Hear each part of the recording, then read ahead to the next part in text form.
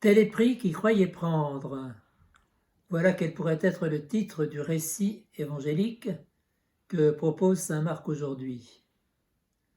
En effet, lorsqu'un scribe ou un autre spécialiste de la loi juive pose une question à Jésus, c'est pour essayer de le piéger. Et la question aujourd'hui est d'importance, largement débattue à l'époque et mérite assurément réflexion. Quel est le plus grand de tous les commandements ? Le scribe pose cette question de manière abrupte, presque brutale, sans donner à Jésus aucun titre, avec la conscience de poser une question qui n'a pas de réponse simple.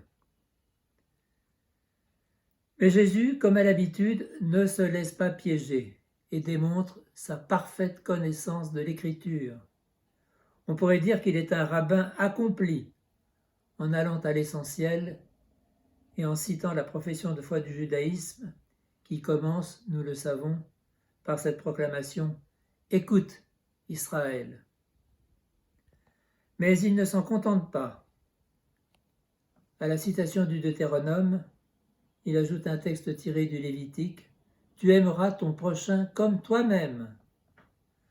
Le scribe, pris à son propre piège, ne peut qu'acquiescer en saluant cette fois Jésus d'un titre qui le situe dans sa propre valeur « Maître, tu as dit vrai ».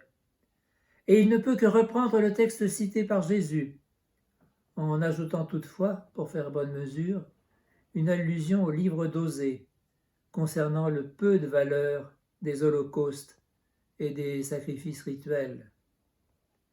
Cependant, on remarquera qu'il ne reprend pas à son compte la mention du second commandement, et l'on imagine volontiers le fin sourire sur les lèvres de Jésus quand celui-ci félicite son interlocuteur « Tu n'es pas loin du royaume de Dieu ».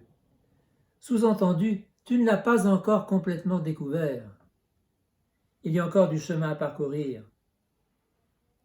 Cet encouragement de Jésus ne s'adresse-t-il pas aussi à nous-mêmes, en nous incitant à redécouvrir et à mettre en œuvre l'unité indivisible des deux préceptes?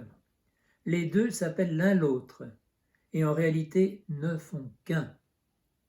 Saint Jean saura le redire dans sa première lettre, quand il présentera dans son langage théologique l'unité de l'amour du prochain et celui du frère. Qui donc est assez sage pour comprendre ces choses interrogées Osée dans la première lecture, en conclusion des propos qu'il met dans la bouche de Dieu lui-même, où celui-ci se présente comme un jardinier, plein de sollicitude pour le jardin qu'est Israël.